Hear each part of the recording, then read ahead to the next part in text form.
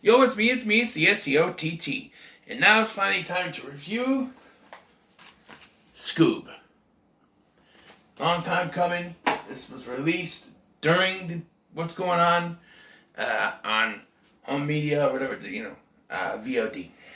But yeah, so there's been a lot of controversy with this. People complaining that it's not just that because it's basically other complaints I've been seeing online, like from my Scooby-Doo group and stuff. But it's not exactly like it was when we grew up, so it sucks. But I'm here to tell you, this is not a bad movie. It's actually pretty good. Story's a little different, sure, but it's gonna happen. It's an adaptation. It's a reboot of the Scooby-Doo franchise, so they're gonna change some things. You got an origin story for Shaggy and Scooby, which, yes, him saying the name is Scooby Dooby Doo, it does go against the original story, but it's a reboot. Okay? Now you got famous people voicing him. You got Zac Efron, Gina Rodriguez, Amanda Seyfried, Will Forte. They're alright. They're all doing pretty good. Will Forte takes a little bit to get used to, but he's fine. Of course, Frank Welker returns as Scooby-Doo. You got Mark Wahlberg as Brian, the Blue Falcon's son, who's the new Blue Falcon. Ken Jeong from the Hangover movies, he's Dynamite. Kiersey Clements is Dee Dee, who was originally from the Teen Angels, which was the Captain Caveman in Teen Angels. Captain Caveman's in the film later. He's played by Tracy Morgan. He's actually pretty good. It's not bad. Jason Isaacs plays Dick Dashley, and his voice is a little off from the traditional Dick Dashley, but I think he does an okay job. The animation is alright. I miss hand-drawn animated films, but in this day and age, CGI is what we're going to get. The story, it's actually, it's a pretty decent story. What it is Scooby is a descendant of Alexander the Great's dog, and they locked up this Cerberus, and it's in this special cave that's hard to get to, and Dick Dashley tried to get to it years earlier and lost Muttley when he forced Muttley to go in. Even though his story is different, he says that Muttley volunteered, but we're shown that's not the truth.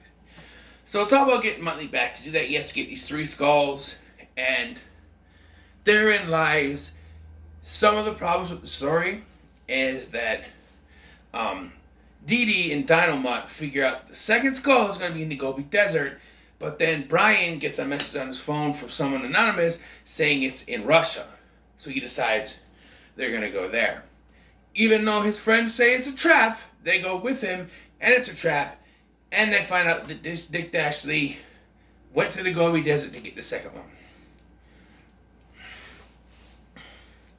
And yes, you could say it's part of this Black Falcon's story. He's a coward, so he's running to Russia to get away from what is a surefire threat. But it just makes it seem stupid. And that's alright. Also, what they do is Scooby and Shaggy in this, they make them the best of friends, which is the way the characterization is supposed to be. But then, yes, they're cowards. But when they go to get this last skull, Shaggy immediately just wants to stay behind. Immediately says he and Scooby are going to stay behind and be safe because he's a coward. Now, yes, Shaggy and Scooby are cowards, but when it comes down to it, let's see if their friends are involved. They will help. They're not just going to stay behind. If it means that, especially if it means that no more spooky stuff is going to happen, it's going to be over. They're going to go. But Shaggy decides to stay behind because he's too scared. And that causes problems with him and Scoob. And it starts when they're putting this new Falcon suit over Scooby, and Scooby allows him to take the collar off, which makes Shaggy mad. But you get to this fight with Captain Caveman. There's a bunch of other caveman people which I didn't care for. There was only be one. And Tracy Morgan's Captain Caveman's not too bad. It's actually pretty good. You get that fight, then Fred shows up, And we've seen that all three of the other members of Mystery Inc. have been captured by Dick Dastardly, and that he put Daphne and Velma back in their cells, but kept Fred. And then Fred shows up in the Mystery Machine, and Shaggy doesn't figure out that it's impossible for the Mystery Machine to get to where they are. And even Brian and them are like, wait, how did he get here? And it's Dastardly. Of course it is. Also, they do this thing in the end where they say that there is only way to shut the door that severs out is for two best friends to close it. One has to stay inside. So they decide Shaggy's going inside, and by they I mean the writers. Shaggy goes inside and locks himself up. And it's a sad moment to be undone when they find out there's a contingency plan and he's able to come out. Then again, I had a better idea in my mind what was going to go down. We were already told earlier in the story that Dastardly had a portal machine. Yes, it broke, but you got Velma to fix it.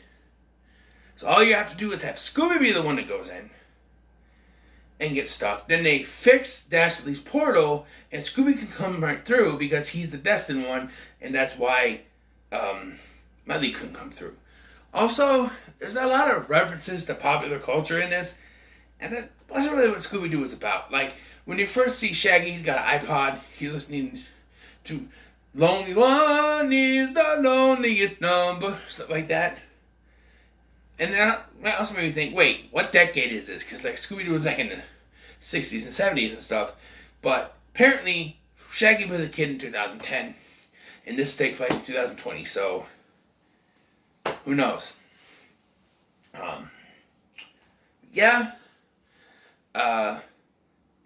End credits. During the end credits, we're shown some more Hanna-Barbera cartoon stuff.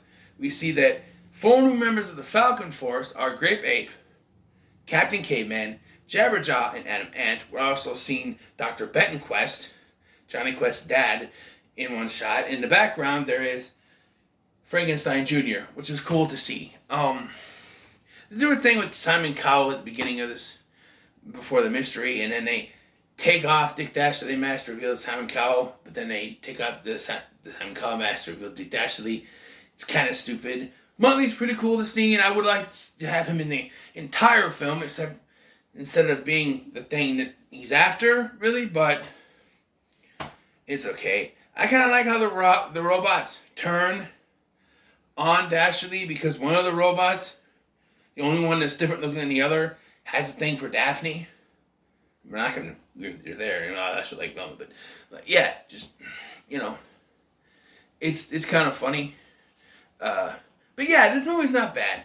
I don't understand the hate for it, other than people are sticks in the mud and only want the same thing over and over again and won't accept anything different.